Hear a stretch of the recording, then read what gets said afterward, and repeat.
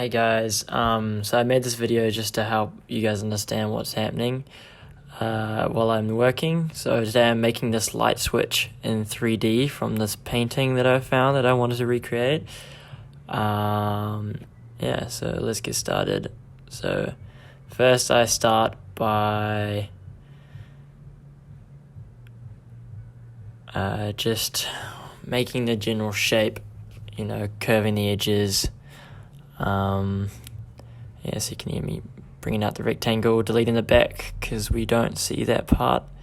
Just getting the edge shapes right. And one thing about 3D is you can't have any shapes with more than 4 sides.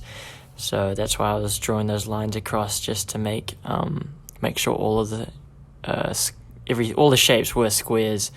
Otherwise it doesn't work with other programs.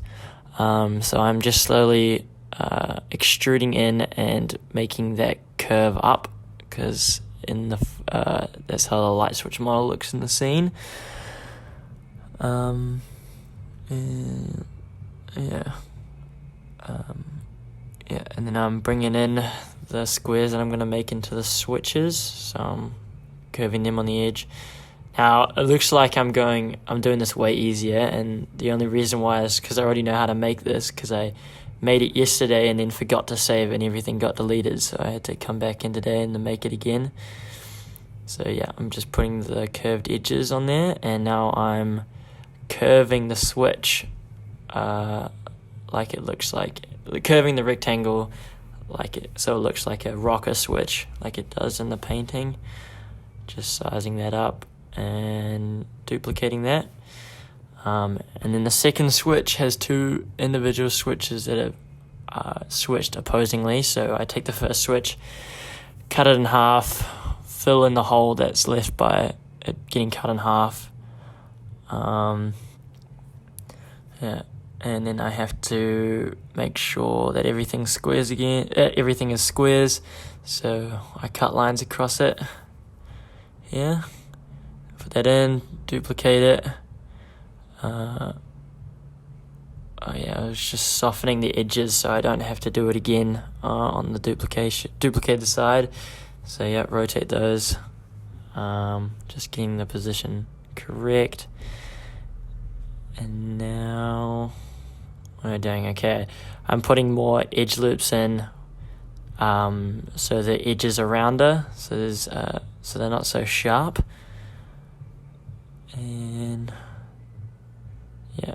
And now I'm softening all of the corners, because you have to tell the program if a corner's meant to be soft or a hard edge. And then here I found some broken lines, so I had to delete them and fix them up. And now I'm doing more softening, basically. Okay, and now here what I'm doing is making patterns for the painting program. So the easiest way I can explain this is basically like when you buy patterns for dresses or whatever, I'm basically making those patterns for the painting program. So I have to make sure I have to basically unwrap the models so it all lays out flat, just trying to make sure that there's the least amount of cuts possible,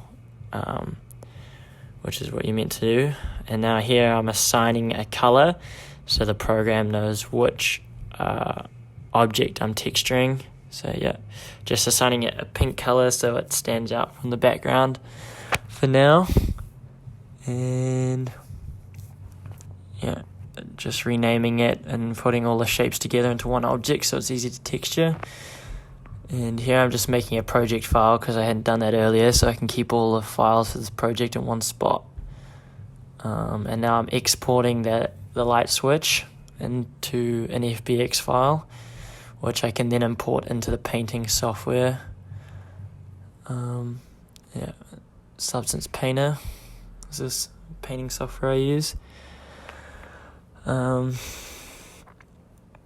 Just setting up the file for the Substance Painter, making sure it has all the right settings. And yeah, here it is, imported. And what I'm about to do is make the program run through a bunch of tests so the program knows where the shadows are, where the edges are, so it can make really realistic paint on the object. And so this is an easy one. It's just basically a glossy white material, so it already has a preset for glossy white. I'm just trying out different plastic textures and then changing it to white. And then I'm just changing the roughness so it's not so shiny, so it looks more realistic here. And then just saving this file. Again, make sure I get everything saved so I can come back and change it. Yeah. So now what I'm doing is I'm just putting some fingerprint marks on the object. I will be in a second. So just to make it look so it's more lived in. You can't really see it, but it's just nice little details to add just to feel like it's been worn and used. Putting some fingerprints on the light switch. And yeah, so we're basically done here. Just go onto the render. You can see, yeah, in the rendered space. Now the spacing's a bit off. I only realized that when I came to render it. So after I stopped making this, I went back and fixed it so the positionings looks better. But yes, here it is in different lighting and exporting the textures. So yeah, that's how I make a 3D model.